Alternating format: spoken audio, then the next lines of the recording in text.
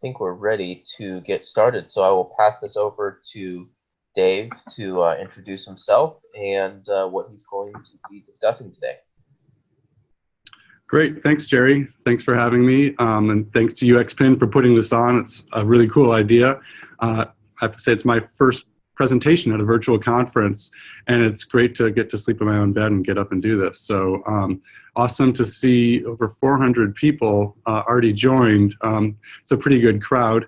For those of you watching the video, I apologize for the lighting. I'm sitting in a telepresence room here in San Ramon, California at GE, where currently the VP of User Experience Design. I've been at GE about 6 years, and a lot of the story I'm going to tell you about today sort of follows the trajectory of my career at GE. Before my time here, I spent time, about 15 years, in design firms in San Francisco and Silicon Valley. So I come from the client services side of things and have been on an adventure internally at GE since back in 2012. And I'm going to tell you a little bit about that story today. To start with, I should probably introduce GE to you guys, right? I think some of you may know of GE as a name on a washer or dryer or stove in your house, and that's not really so much what we do anymore. GE builds big things that make the world work. We make things like jet engines and gas turbines that power power plants and wind turbines and MRI machines. We see our mission as to usher in the digital industrial era to build, move, power, and cure the world. And this digital industrial transformation, changing the industrial world to a digital industrial world, is a lot of the venue of the story I'm going to tell you about today. GE is over a 100-year-old company, has 300,000 people working in 188 countries around the world, doing things like bringing power to people. And as you might expect, some aspects of this company have a lot of opportunities for digitization. And this story I'm going to tell you about today, related to design systems, is really the story of how we've been thinking about using design systems to bring scale to design at a place like GE. So people that work at GE work at places like this. This is a field engineer on top of a wind turbine. And they also work at places like this. This is an oil refinery that uses GE equipment to power it. And GE equipment is often in the background. It's stuff that you take for granted every day, like high tension transmission wires and a grid that powers cities.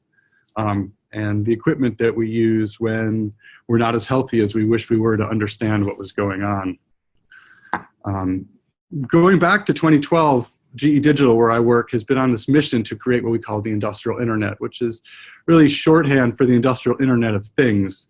And this is this vision that if we can take data from industrial assets like power plants and use analytics and machine learning to make sense of that data, we can really use it to help people do a better job at maintaining that equipment, at achieving the kind of outcomes that that equipment was created for, whether that's power generation or flying people around the world, and do that more cleanly, more safely, and of course, at a greater level of profitability for our customers, right? So today I'm going to talk to you about this idea of design systems. It's a pretty popular topic in the user experience design community these days.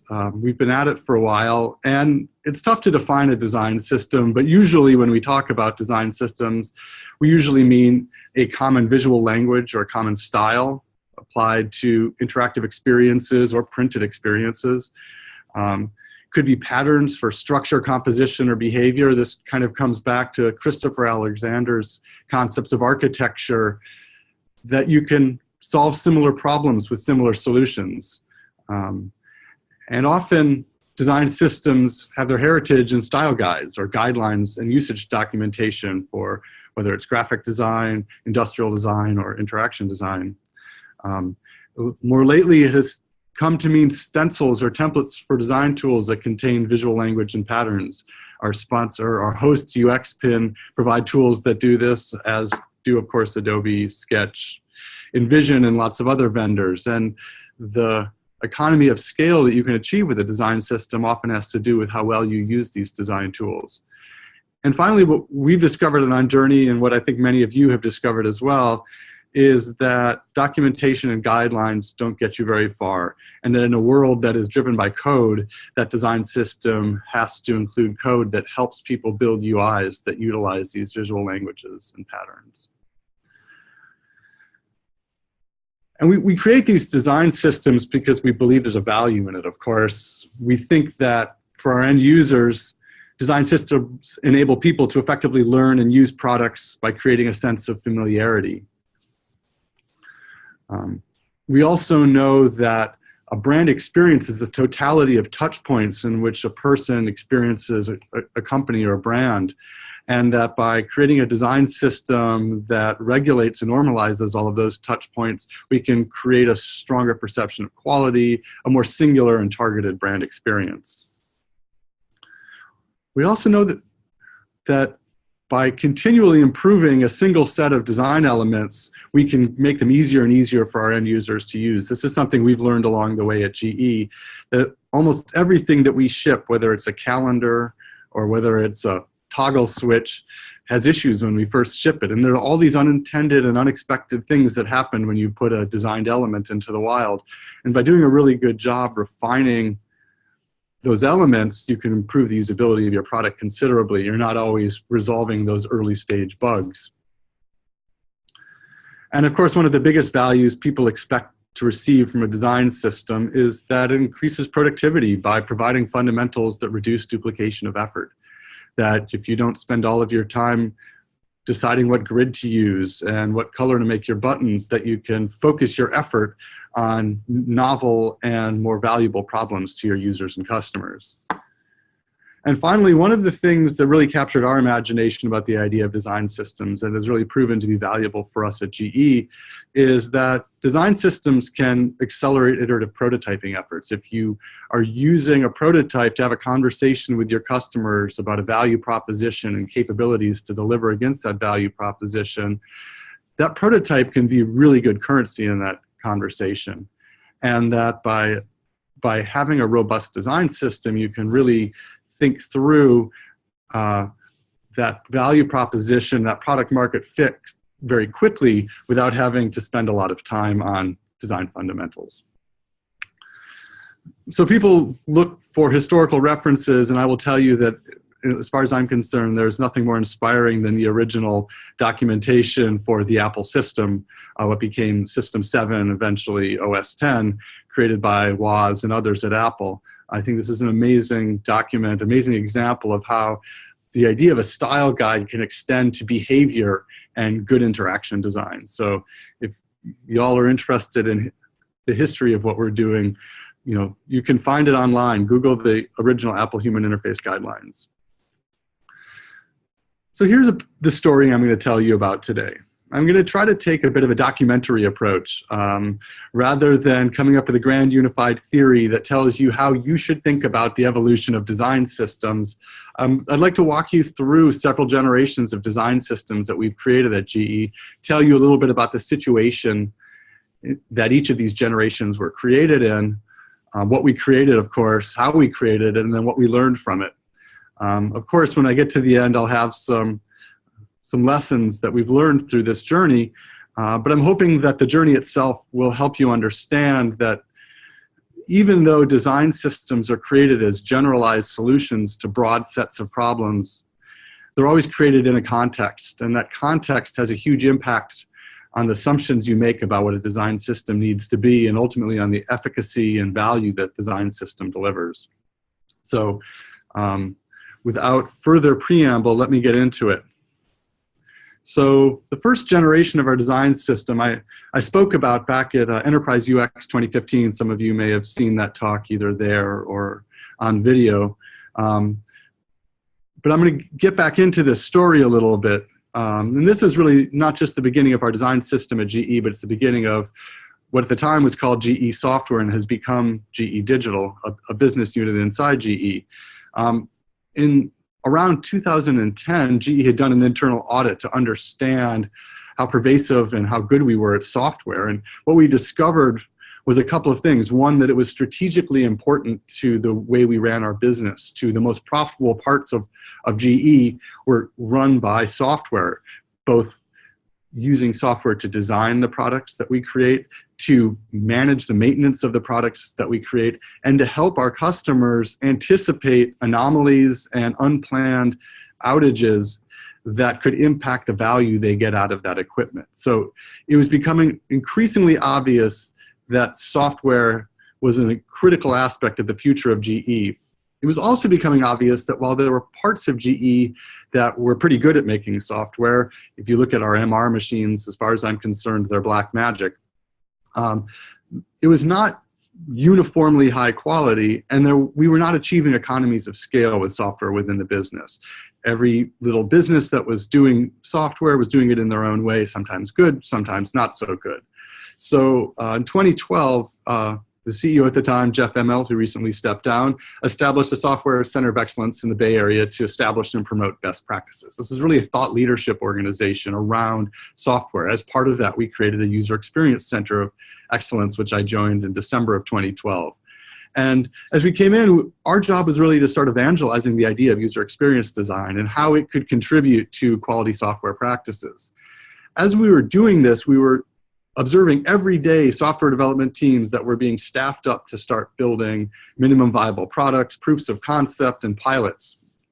There were few designers, and we realized that we would not really be able to keep up if we handled all of these projects, all of these products, all of these software engineering situations in a one-off craft-based manner. It was really challenging for me to think about. I had come from a design consultancy background where we put a lot of craft into every single design decision and every single product we worked on. And now we recognized that design's job was to help engineering teams that may not even have user experience designers do a pretty good job at what they were trying to build. So we set out to create a design system in order to address this gap, this need of these engineering teams that we couldn't possibly staff up enough UX designers to manage. So we wanted to create a set of patterns that development teams could use somewhat successfully with little or no help from designers. We knew that we wanted to improve developer productivity and that we were watching teams spending a lot of time assessing the right UI technology and spending a lot of time just getting to that first screen in their product. We also knew if we were able to drive developer productivity, we would help drive adoption of this design system. We wanted to accelerate product definition and delivery through rapid prototyping. We knew that this idea of a minimum viable product, the purpose of this was to have a good dialogue, a good conversation with our customers, and that by quickly creating prototypes, we'd be able to do that. And that as design started to grow inside GE, there was no single head of design across GE. And so the design system, we felt, could give us a vehicle to have a conversation about user experience design across the decentralized community of designers across GE. And finally, we felt the design system would allow designers to focus on the interesting, novel stuff. We were seeing a lot of applications that were basically turning Excel spreadsheets into web applications. And if we could provide some standard patterns that would help engineering teams do that, we felt the user experience designers could focus on interesting problems like data visualization or how to present some of this information in a useful form on a mobile device. So we set off to create the first version of the design system. We knew we wanted to deliver it in code, that guidelines wouldn't work because engineers were going so quickly. We started with a visual language. We wanted it to fit in the industrial settings, but we wanted it to have some amount of grace. Most importantly, we wanted a style that developers could extend without breaking. We spent a lot of time wrestling with which patterns to focus on. We inventoried existing software, and we had hired Frog Design to do 4 projects. We really looked closely at the work that they were doing in collaboration with GE businesses like GE Power, GE Aviation, and GE Transportation for the key patterns that we were going to need. We debated how prescriptive to be. We decided that diversity could drive adoption, and that rather than employing a set of rules that we asked everyone to follow, we would create rules to help everyone go faster. And we started with a team from Frog because we didn't have enough designers or design technologists, but we worked really quickly to build a team of designers. And finally, this was the moment in time you could first start using things like Bootstrap, jQuery, HighCharts, and D3 to accelerate our efforts. So we really embraced the open source framework craze that was starting at the time. So those of you who remember Bootstrap remember things like tear sheets, or some of you are probably using Bootstrap still today. So we created a very similar kind of tear sheet that showed off all of the components of our document, of our design system. We focused on the obvious stuff like navigation. We looked at ways that we could provide primary navigation, secondary navigation, left-hand navigation, right-hand navigation, look at all the different ways we could provide navigation, and focused on fundamentals like forms and toggle switches, which were just becoming popular because of iOS at the time. We also got into some of the industrial stuff. That slider you can see on the screen there is a really important mechanism for changing settings on industrial devices. It's a lot harder to fat finger a slider than it is a numerical entry field. So we created a lot of industrially inspired interaction elements to help translate some of the legacy software products that are often running in Windows client server environments into new web applications. And we looked a lot at data visualizations. One of the most common things when you're talking about the Internet of Things is looking at data in what we call a time series. So here you see the basic example of a stock price. And we got into looking at how do you take that time series data and show it in a heat map. Looked at how do you use things like D3 to present common gauges. And here you can see that we are really combining the visual aspects of the design system with the code aspects. You can see as we get into the evolution, we end up pulling this apart a little bit, but that in our early days, this tear sheet was first and foremost intended for developers because there weren't very many designers at GE.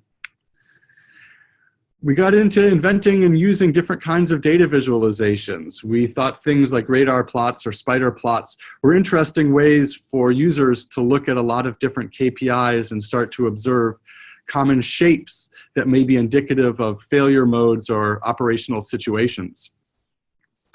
And we delivered all of this through a website we called the Software Design Hub.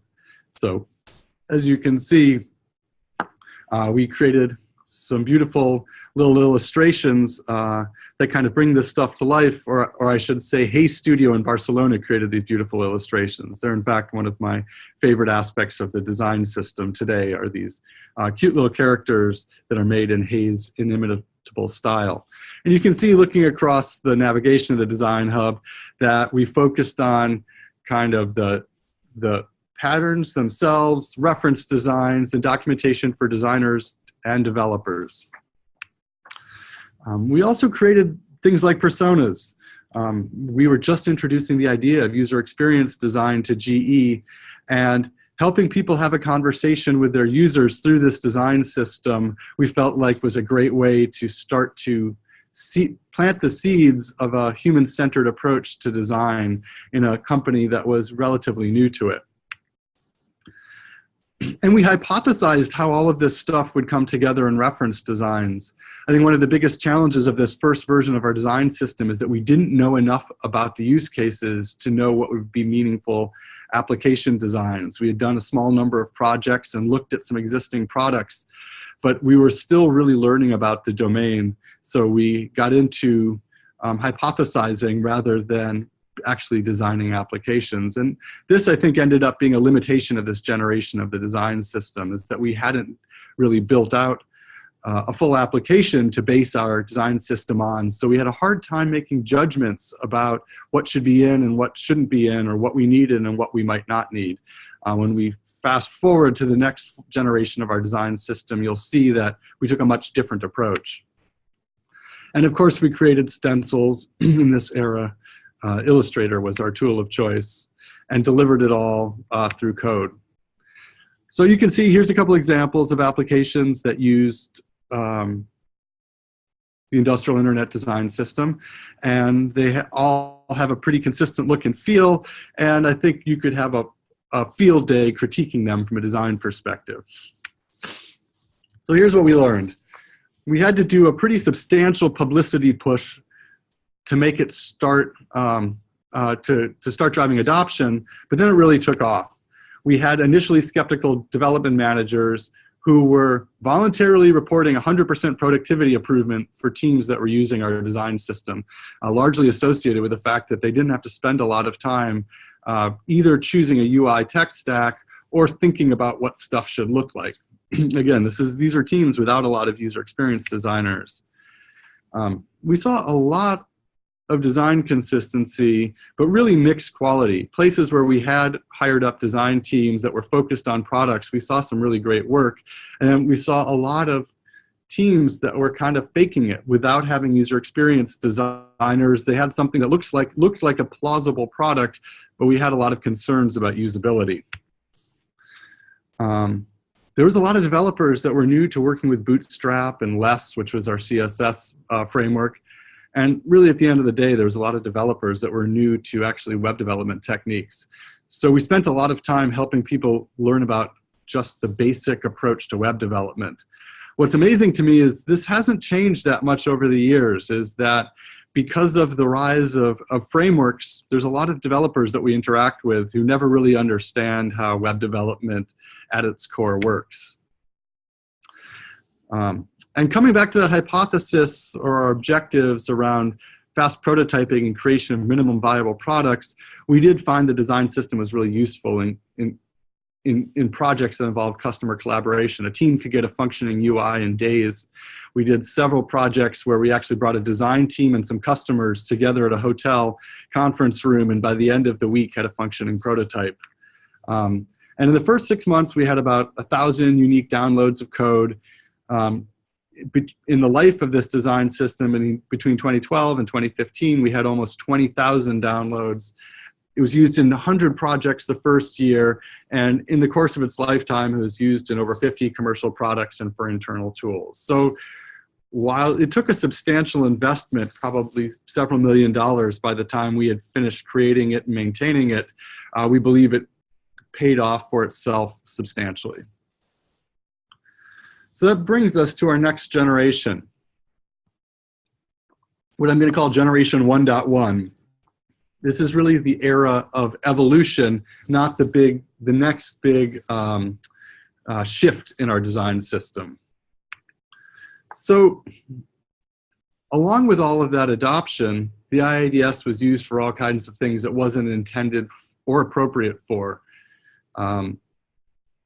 We found people using it for internal HR systems. We found people using it for marketing websites. We found people using it for a lot of internal tooling.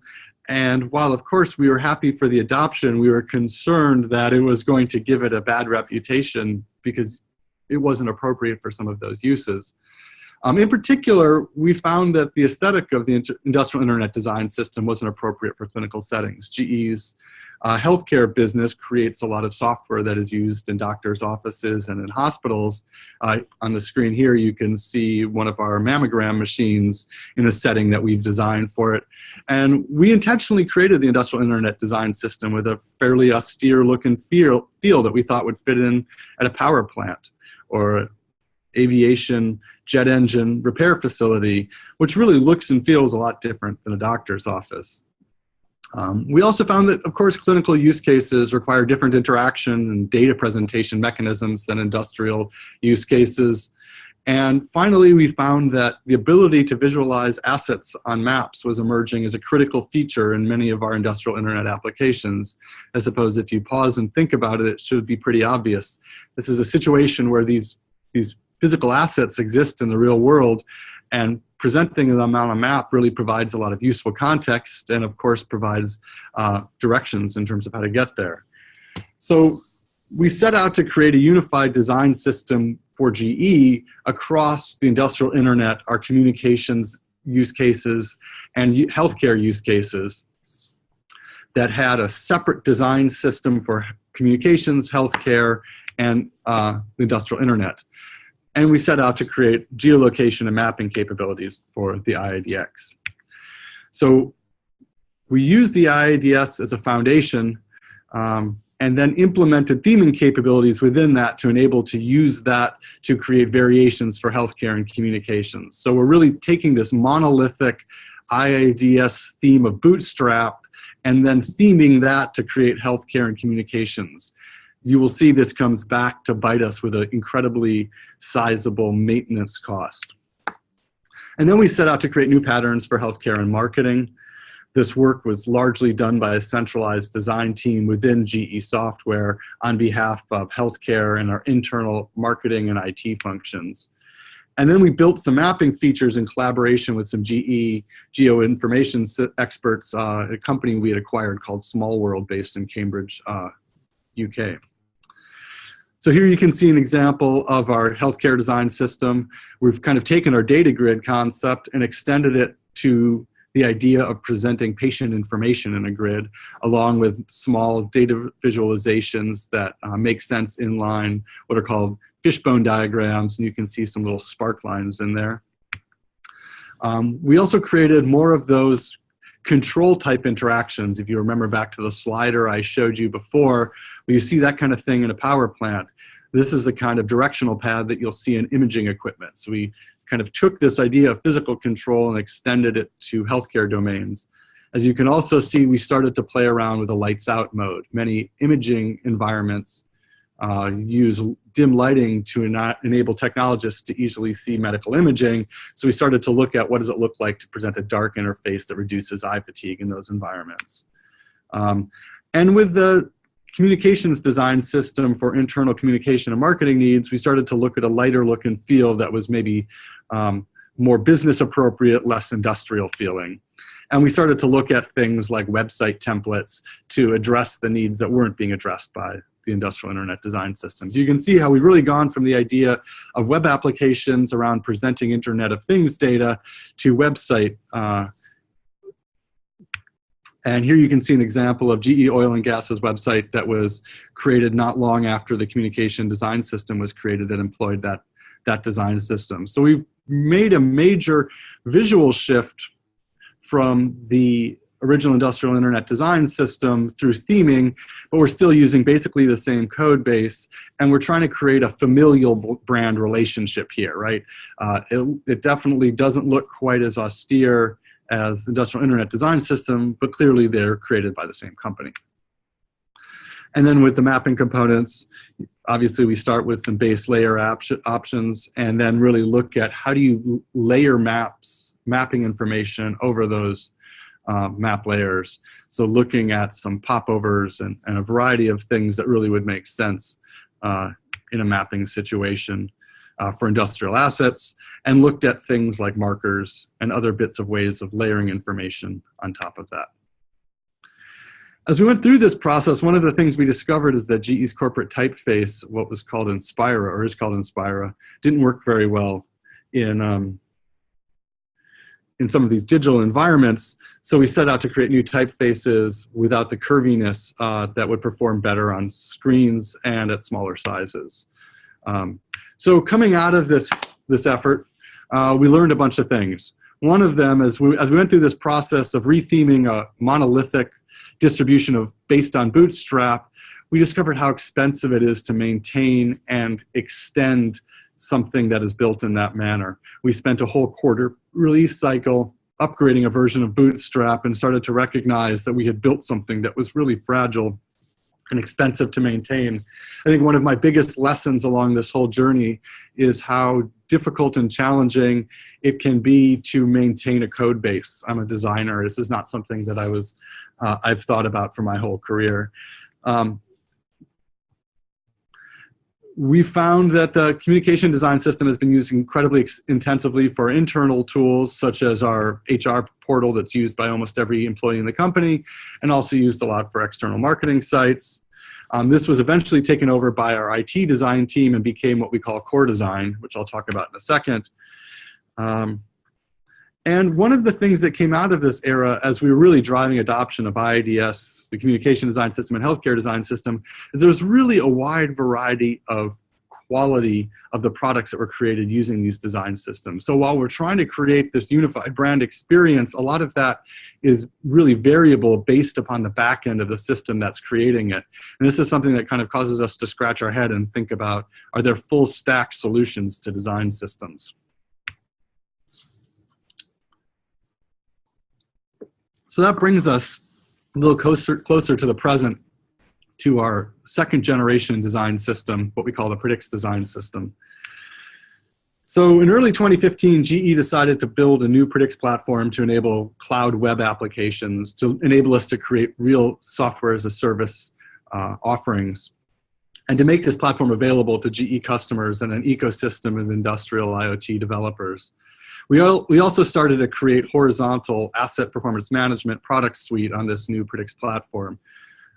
This picture you see in front of you is one of the trains, what we call a train, at Rosgas's natural gas liquefaction facility outside Doha, Qatar. This is a place that takes natural gas out of the ground and puts it in a liquefied form on ships to be distributed across the world. This was one of our pilot customers of this asset performance management application, a place that I was lucky to visit a couple of times. So we've really changed from speculating about what these development teams have needed to building a platform and a set of products on top of that platform for very specific customer needs. And we're much better able to engage with those customers to understand their needs and to prototype our ideas. We spent the second half of 2014 defining our design and product strategy and had a good idea of some key features and the information architecture. Then we had about 3 months to create the initial version of both our product and our platform design system. So we're really trying to incubate a new design system for this new platform at the same time as we're creating a new product offering. At this time, we're kind of transitioning from a project mentality where we're doing internal shared services project work to creating commercial product. And at this point in time, we've also established a fairly sizable user experience design team within GE Software, probably around 80 designers at this time. So our goal is to provide some new primitives for the new Predix platform, to quickly create an interaction framework and visual language, to get customers and stakeholders excited about this new product that we're creating, and to engage our users in a conversation about product design. We're now at this place where we're trying to create a product that will be long-lived and that we have the occasion to really do user research and user feedback and usability testing on. Now more than ever, we need our developers to go quickly. We had committed to delivering pilots of this new product in about 3 months. And we still wanted to create a uniquely industrial feel. And as we did this, we wanted to decrease the amount of effort we had to put into bug fixes, upgrading libraries, and distributing patches because of all of the work we'd had to put into maintaining that industrial internet design system the first time around. So we joined our product and our platform teams together for initial sprints to co-create the product and the design system at the same team. This ended up becoming an incredibly fruitful way to create a design system. We created a concept car prototype of APM to test and refine initial design ideas, and decided to adopt web components to enable modular development and distribution. This ends up really speeding our ability to deploy in a much more modular way and decrease the amount of effort we have to put into code. And at the end of the day, this web component approach allowed us to invest in CI/CD automation to reduce the maintenance costs over time. So here you see an example of this concept car that we created as a way of exploring both design ideas with our customers and also as a way of having a conversation about what should our design system be and how should it work. We're looking at this idea, this modular idea of cards, and how do they fit together to create a user experience that delivers the right information to the right person at the right time. So we took a much different approach to creating the design system than we had taken with the industrial internet design system. We actually were able to think through the anatomy of an application much more decisively and intentionally. We really looked at all of the components that came together on the screen to help a user navigate the different modules of an application, the different views of data within those modules and the different kind of cards and widgets that make up those views. We wanted to create something that enabled modularity both for developers, but also for end user customization. We knew that we weren't going to be able to get it right out of the box for all of our customers, and that many of the aspects of our application were going to have to be highly configurable. So we really employed this idea of cards as kind of a composable module that you could author in one environment and look at in a variety of environments. We felt this modularity would be really useful in things like presenting the same information on computer-based and mobile-based experiences.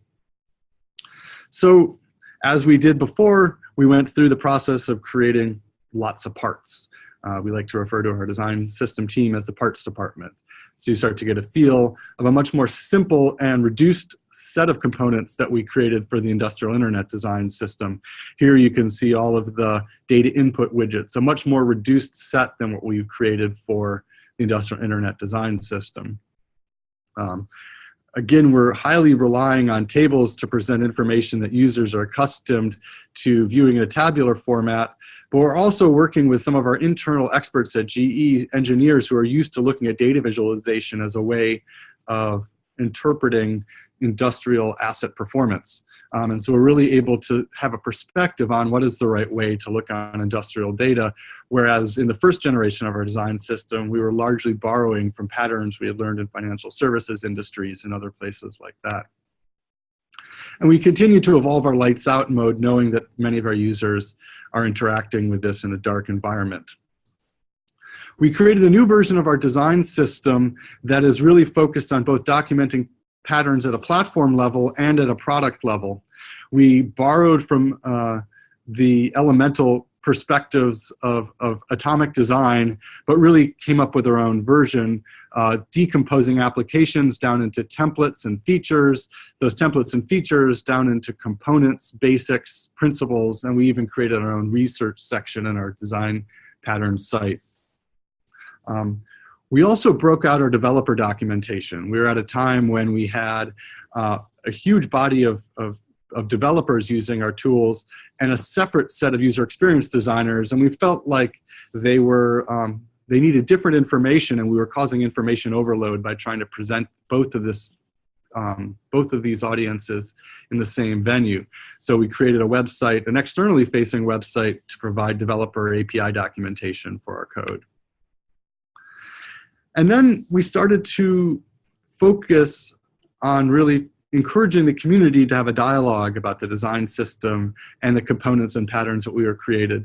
So because we're not allowed to use things like Dribble internally, we created our own version of internal design sharing site for people to share their own design ideas within the design community. We felt like this would be a great source of inspiration and ideas for our design system. We also started to think about ideas of contribution model. Because of the fact that we had componentized the design system so heavily, we felt like it would be possible for people to contribute new components. And our backlog was growing to the extent that it wouldn't be possible for us to address everybody's needs according to their roadmaps and their development timelines. Those of you who are looking at this process flow diagram and laughing, I am laughing along with you. We brought in our internal audit staff to help us devise a contribution process that ended up becoming somewhat complicated. And at the end of the day, the guidance we give to teams that would like to contribute to our design systems now, we just ask them to get in touch with us early and work with us through the process. So this helped us get our head around what needed to happen, but really the process is much simpler than it. We like to talk to teams that are creating components they'd like to contribute back to our design system by discussing them with us in the design phase and then regularly sharing the code with us as they go through the coding phase. We finally do a code review, but we don't tend to follow this very complicated process diagram that tells you a little bit about the way things sometimes naturally happen at GE. So a bit about what we learned on the design system, the Predix design system. A reduced set of elements kept our efforts focused But as you'll see going forward, they eventually failed to accommodate a growing diversity of apps being created on Predix. One of the things that happened as we kept our design system very minimal is that developers and designers often riffed off of our existing patterns without considering implications, and we ended up building a lot of tech debt associated with forked components. So we made it through the modularization of the design system very easy to fork the components, but not so easy to bring them back into the main branch. We created this minimal industrial visual language because we felt like it would be easy for developers to work with it and it was appropriate for industrial settings. But what we found was that the expectations our users and stakeholders have are mostly set by the consumer mobile apps that they work with. And so our visual language was perceived as unsophisticated or even boring by some of our stakeholders. And that regardless of how well we documented the design system, required substantial investment of our time and office hours to support designers and developers. There was a point in time which we were budgeting about 50% of our team's effort into supporting other teams' use of our design system. The modularity provided by web components really did reduce the cost of maintaining, patching, and extending the system. One of the things we are fighting with to this day is interoperability in the ever-changing UI tech landscape. You know, those of you who work in UI technology know that there is a new framework of the month every month, and that we are constantly addressing how what we created fit within that. I talked a little bit about contributions. One of the things we've learned is that they can be very labor intensive if they're not aligned from a design and code perspective from the start. And that customizing off-the-shelf charting packages was fragile, labor intensive, and at the end of the day didn't meet our users' needs. So because of the specific user needs of how our engineers and our customers' engineers want to look at industrial data, we actually found it much more much more efficient to use D3 and to create our own modular visualization framework. So I'm going to tell you very briefly about core design. I don't have time to get into details about it today, but you'll remember back to the communication design system. Well, that continues to live on today inside GE as core design. It has evolved to a new generation that supports not just communication websites, but also mobile applications and web applications that are not of industrial internet nature. So I'm not going to get into details about it today, but just so you're kind of understanding the evolutionary path inside GE, that has last year went on to evolve into a new design system called core design that continues to grow and flourish inside GE. But to wrap things up, I want to tell you a little bit about what we've been working on lately. This summer, we released what we call Cirrus, which is a refreshed version of the Predix design system. You know, back in 2016, GE Digital was established with a goal of driving software-associated revenue for GE.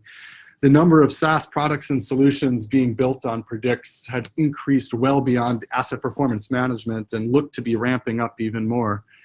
We'd acquired 3 companies whose products needed to be integrated into our platform or into our asset performance management suite, and design teams were forming across GE business units. So whereas the center of gravity for user experience design in GE was formerly inside what became GE Digital, now there are design teams throughout each of the GE businesses. Our customers and stakeholders are now asking much more loudly for a more contemporary, sophisticated, and consumer-like visual language, and designers were struggling with a lack of diversity of patterns provided by the design system. The real strength of what we created in the Predix design system was the fact that we based it in the patterns that the asset performance management product needed. And that ended up being a weakness because not every product that was being created inside GE Digital followed those patterns. So we set out to create a richer, more visually sophisticated visual language, to increase the diversity of patterns and possibilities for designers, to support the integration of acquired products, and to grow stronger relationships and engagement within our growing design community. We really saw the idea of a design system as a platform for community. So we started with the design elements and code base from previous generations. We ran some workshops to explore, discuss, and co-create design elements with our community. I'll talk a little bit more about those in a second. And we shared work in progress with the design community and stakeholders, providing an early stencil so designers could actually try out our new visual language and interaction patterns with their products. So for the first time ever, we were able to kind of beta test the design system before we built it, before we released it. We limited the scope to what we could design in Q1 and implement in Q2. We extended beyond that just a little bit. And we used it as an opportunity to clean up tech debt, to simplify and slim down our code base, to improve performance, and to further increase the use of automation, which decreased the amount of effort we had to put into maintenance. So one of my favorite parts of the story of the creation of the new version of our design system called Cirrus are the set of workshops that we conducted. Ken Skistimus, the design director who leads our design system, really brought this idea to us when he joined. And we conducted a series of workshops, something like a half dozen of them as we were coming up with our original design concepts for the refresh of the design system. We looked at discrete domains like color and materiality, navigation, data input, dashboards, layouts. And we sent an agenda out beforehand so people could really prepare and bring their ideas to the session. We brought people in and broke them into tables like you see here. And to encourage cross-pollination, we asked people not to sit next to people on their teams. Participants shared design work related to the topic of the day. We identified user needs. And my favorite part of the sessions is that the bulk of each session was really sketching new design ideas. So no longer did we have a set of designers off coming up with a design system for somebody else to use, but really we had designers contributing their ideas to the design system from its inception. Following every workshop, we posted notes and pictures so those who didn't attend had visibility and could contribute. So what we created is something that enabled a lot more diversity. We kind of mashed up our lights out mode and our lights on mode and created a sense of materiality that allowed for kind of heterogeneous combinations to bring visual impact to the data.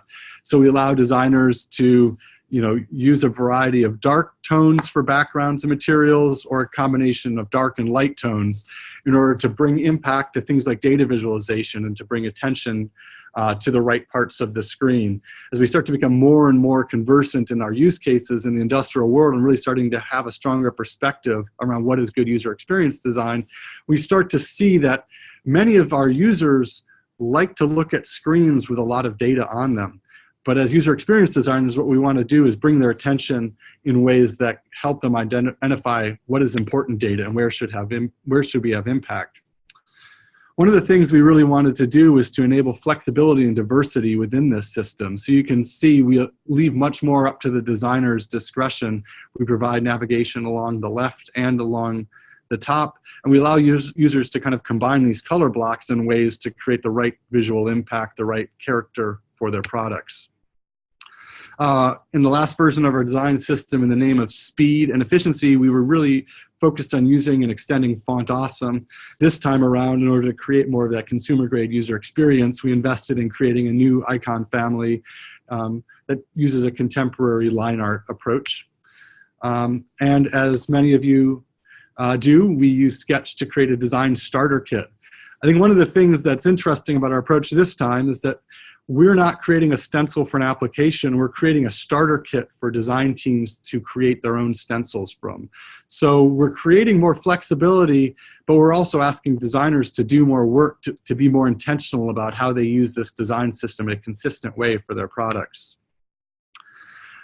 One of the coolest things is the way sketch symbol overrides enable us to present these symbols that allow users to easily customize some of these components while working within the system, right? So no longer does somebody have to come in and sub-select each of the elements in a bar chart, but they can just go in and select a color from a drop-down to change the way their graph or visualization looks. And we created a sample application that helps people understand how it all fits together.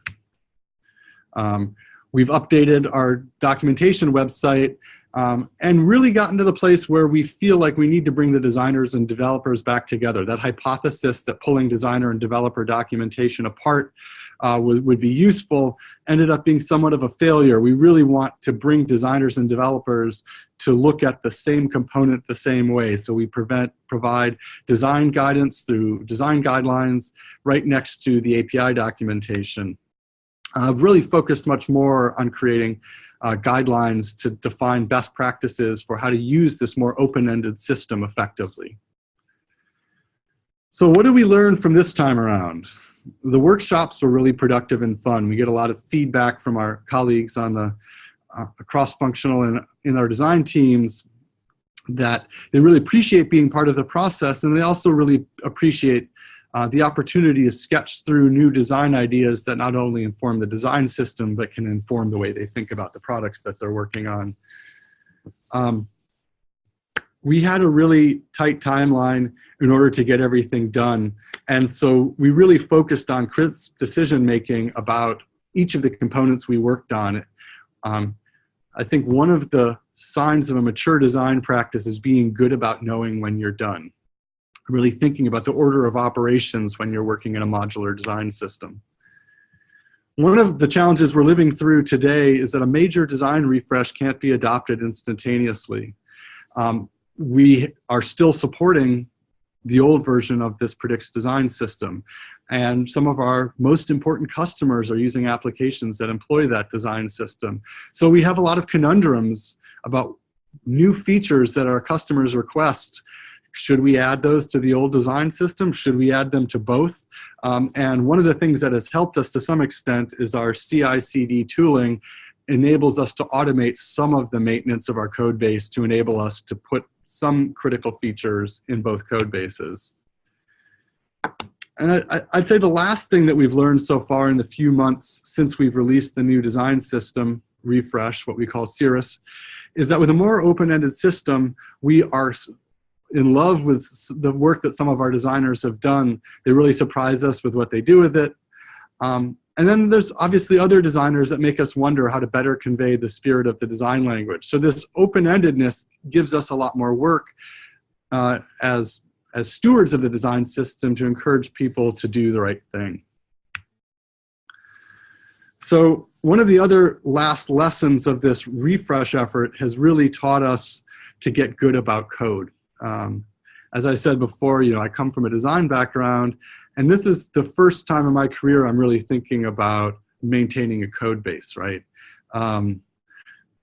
One of the things that we really have focused on is using continuous integration and continuous deployment in order to get fast about making changes to our code base. This enables us to be nimble with our designs, right? So in this most recent release, our very impressive development team updated 117 GitHub repos. They made 3,578 commits.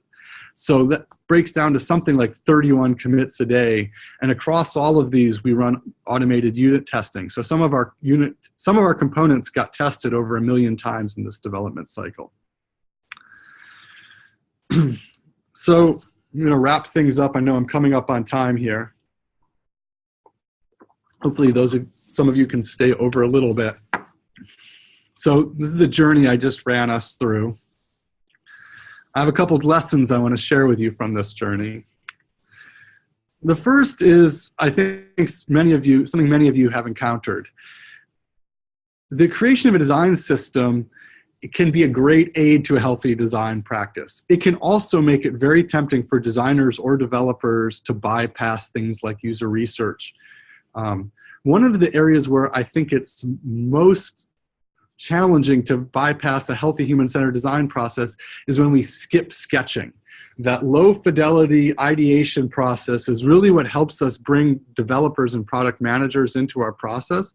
So one of the things that we're really trying to get good at again is not jumping right to our stencil. Regardless of how easy it is, we really want to promote understanding our users, framing their problems, and sketching ideas in terms of how to solve those. Tools, not rules, really has been an effective strategy rather than trying to be governance body. We really are trying to create tools to help designers and developers do their jobs better. But one of the things we found is that not everyone believes in avoiding the duplication of effort and creating economies of scale. There's developers and designers that like to just go off and make their own stuff. And one of the things I'm struggling with and that we're really trying to figure out is, how do we put rails on that? Or how do we ignore that? Or how do we come to peace with that? One of the themes I hope came out today is that if you ship code, you're a development organization. Not only do you have to invest in things like automation, but you need to invest in things like product management and QA. We have dedicated technical product management on our team. We have dedicated QA resource on our team. And that the healthy practice of creating and maintaining a design system has a lot to do with the way that these amazing women do their jobs. They really focus on how do we create a backlog that delivers value to the organization, and how do we make sure we're shipping something that our product teams can drop right into their code. Another thing we're struggling with a bit is that some developers don't like it when they feel the design team is prescribing technology decisions. And in my heart, I want to leave it up to every engineer to figure out the right technology for their project. But we need to figure out what is the right technology to distribute our design system with. So there's an interesting dialogue we have to have with our technology stakeholders about what is the right way to distribute our components. I will tell you, contribution and extension is hard. We like this idea of kind of inner source, of an open source approach to developing things inside the company. But for everybody who's not on a platform team, doing the extra work to create platform grade components is really, really challenging. Extending a component in a design system is not that different than forking it. And so a lot of what we face today is trying to figure out, how do we bring back in all of the great ideas people create on top of our design system in a way that they can continue to live on without being a fork from our design system. This is something that's probably obvious, but as we go out and evangelize our design system, we recognize that people have a lot of misperceptions based upon their experiences and assumptions that come from using other design system or technology stacks. And regardless of whether we put a lot of work into creating documentation, not everyone reads it. And then the last point I'll leave you with is that design systems attempt to provide a generalized solution to a range of problems. But this journey we've been on shows that they're very much constrained by the assumptions you make when you create them. And so this idea of a perfect design system may never exist, right? They're always a function of the circumstances that they're created within, the resources you have to create them, and the really specific backlog that you're executing on with your team. So with that, I'm going to end things. I know I've gone a little bit over time. I'm happy to stay on for a bit and answer some questions, Jerry, if there's some coming in from the audience. Yeah, absolutely. We definitely have some questions here. We can go ahead and I'll start the poll, and we can just dive right into these questions. We have some excellent questions. Great job, Dave. That was incredibly detailed, and folks here are saying they really appreciated that level of detail and openness that you had. Some people here said they're gonna share the recording with their team afterwards. So that was great. Cool. I'm glad people found that valuable. I wanted to take a bit of a documentary approach and just tell the real story, because I think people will take their own lessons from it. Right. Yeah. No, that was a great format. So let's just dive right into it.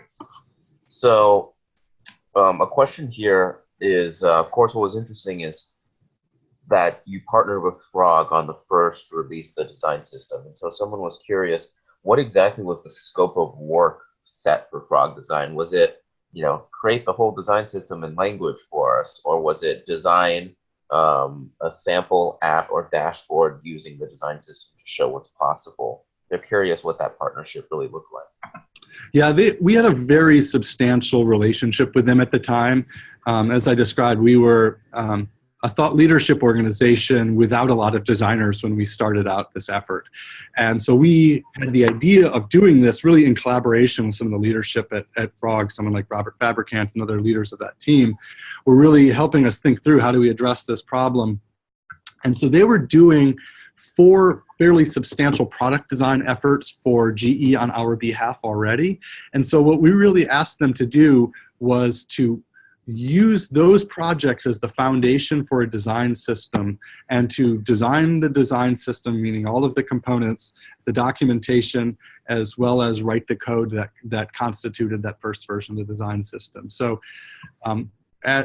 right as we got to release of it, we got to the place where we were contributing to that effort ourselves. And it was kind of a fortuitous dovetail. We were able to hire fast enough to do that, but they did the vast majority of the work to get us to that first release. Gotcha. And the next question here is around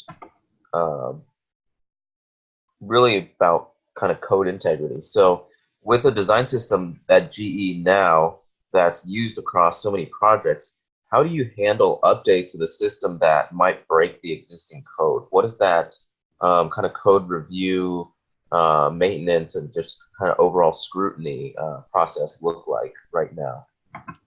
Yeah, it's something, like I was saying, we put a lot of effort into it, and this has been part of our growing pains over the years.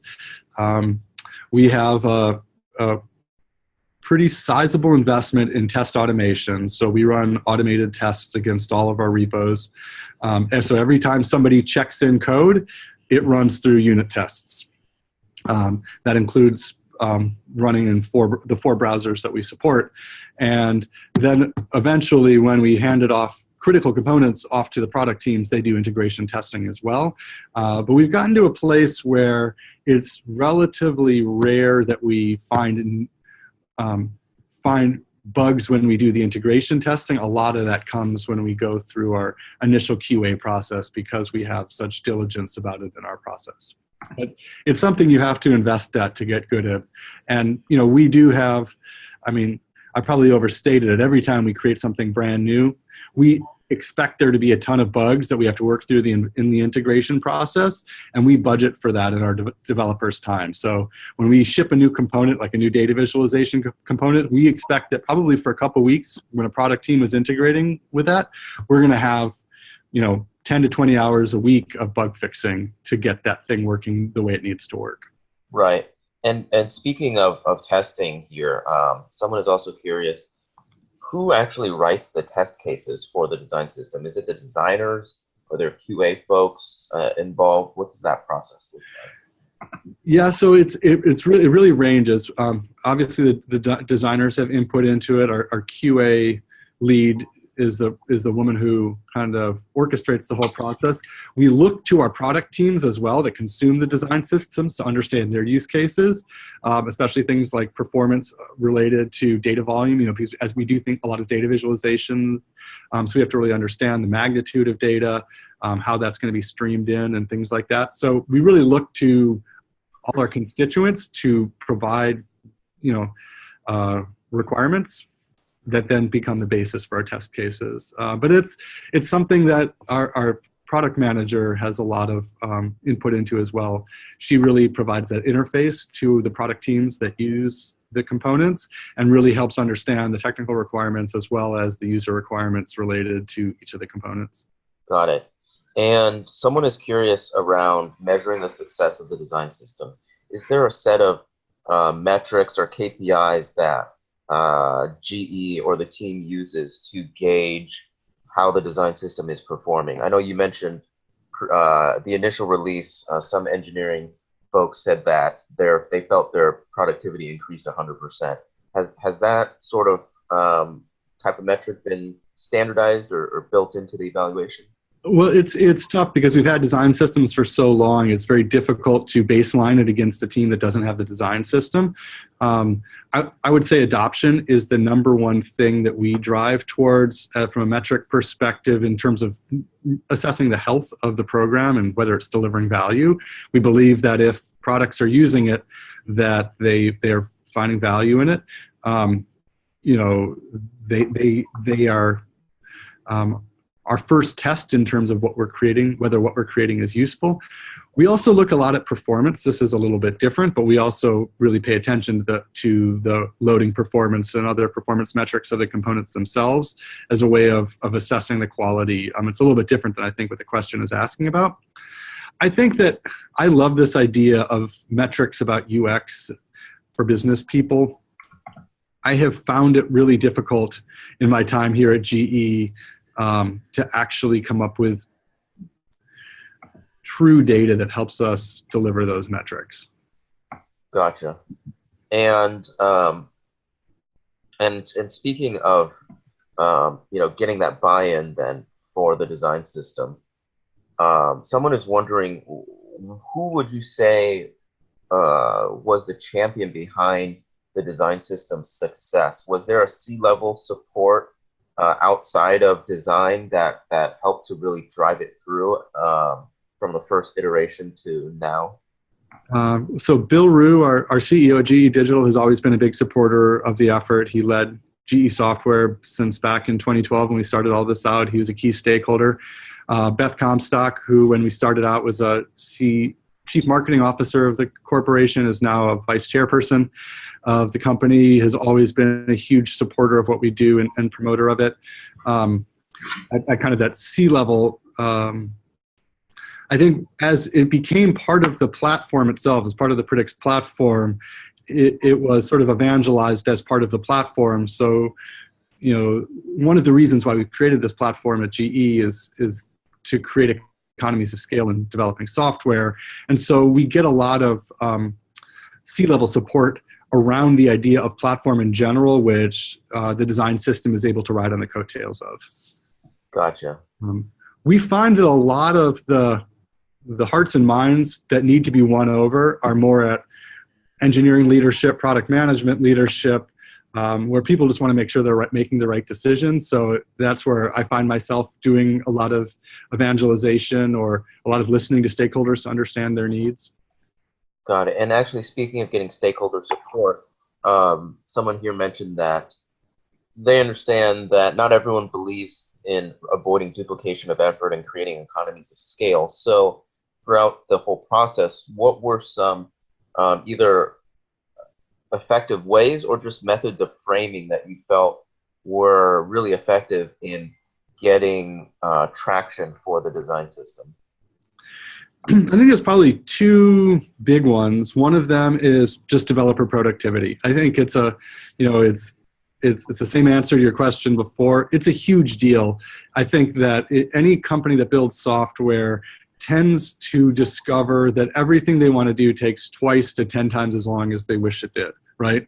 And that if you can provide something that cuts down the amount of time to deliver a product to market, that decreases time to revenue, that decreases time to value for customers. So really being able to accelerate a product delivery process is huge. So we really focus on that because I think it's very difficult to say that reinventing the wheel is going to help you go faster. So this is our best way of pushing back against that. Then we have built some capabilities with our design system that are tough to duplicate, whether it's the way we allow people to navigate through asset hierarchies in the kind of industrial Internet of Things context or our data visualization framework. There's some technical challenges and some usability and user experience challenges that would require substantial effort to replicate and substantial expertise that not every team has. So, you can go get an off-the-shelf charting package, but it won't chart time series data as performantly as ours will. So I think being able to build differentiated capabilities is another great way to get people on board. Right. And we'll take two more questions since we are a bit over time here. So the next question that we're going to look at is a little bit more around organizational structure. So a couple folks here were curious, what is the overall size of the design org at GE right now, and how large is the dedicated design systems team? So GE, so as many of you know, large companies tend to oscillate between a centralized and a decentralized organizational model for design and all kinds of things. We're at a moment of extreme decentralization. So there are well over 100 user experience designers in the GE digital ecosystem, meaning including GE businesses that are aligned to kind of our digital products. The team itself, the Predix platform team, is itself about 40 designers. The design system team has 3 designers, a design leader, 7 or 8 developers, a development leader, QA lead, and a technical product manager. So that's something like 15 people, more or less, associated with the design system right now. Gotcha. And the last question that we will take here is, let's see here, it's actually more about overall evolution and kind of retrofitting. So you mentioned that there was multiple versions of the design system in the past few years. So how has GE transitioned between each version? Are there still any legacy systems that are live in products, or did all the products get retrofitted and then the old standards and versions were sort of immediately retired? Maybe you could talk a little bit about that process. Yeah, this is, it's sort of, if you think about it, it might be obvious. A place like GE, no software systems ever die, it seems like, right? So there are tons of user experiences out there, including customer-facing user experiences out there that use the industrial internet design system that we first created back in 2012. Some of them are moving on to the Predix design system now, and they were able to skip over kind of the first version of the Predix design system and maybe save themselves a little bit of development effort to do that. We ended up open sourcing the industrial internet design system internally, so it's available on internal GitHub, and there's a community of people that to some extent are maintaining it. We don't maintain that anymore. We continue to maintain the older version of the Predix design system that we recently refreshed with Cirrus, because we have many of our core products are still on it.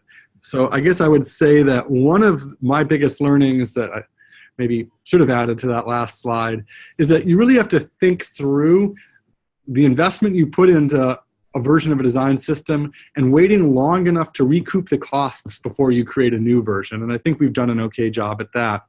But then also recognizing that some people are never going to upgrade and some people are going to take years to upgrade. And that's just life, unless you live in a place where you have command and control over what everybody's working on, which is certainly not the case inside GE. Right. And actually on that note here, we'll close this out with just a few more quick messages here. Of course, none of this is possible without our excellent sponsors, Atlassian and Salesforce. And I'm going to go ahead and drop in the link here to Atlassian. So as you all know, they have a pretty robust design team, and they are hiring for their team who works on building powerful experiences for Jira, Confluence, Bitbucket, and all of Atlassian products. They have open positions on the design team in Mountain View and Sydney. You can learn more about that at atlassian.com/UXPin. Of course, we are UXPin. We are a full stack design platform. So we do help companies build and integrate their design system into their actual design process, since we are an end-to-end design platform. If you're curious at all in checking us out, you can just pop over to our website, and we do offer a free trial as well. So I've dropped the link in there. And of course, Salesforce publishes excellent advice on designing at scale in the enterprise. And highly recommend, as a kind of a next step here, if you're curious and getting additional information about designing at scale, to check out their Medium publication, which I'm dropping in the chat as well. Yeah, Dave, great job. People were saying that this was a fantastic session and it was so thorough and detailed, and they really enjoyed it. So yeah, well done. Great. Thanks for having me. Thanks for all the nice comments, everyone. Yeah, it was our pleasure. And just so everybody knows, our next session is going to be with Amy Parnell, who is the VP of Experience Design at LinkedIn. And she's going to be talking a bit about how they have grown their team and their processes at LinkedIn over the past couple of years, from a handful of designers to now a couple hundred. Yeah, that'll be a great session here. Let me go ahead and find the link for that, and I'll drop it in the chat box so you guys can just pop in there right now, and we'll get started in a few minutes here. All right. Here is the link.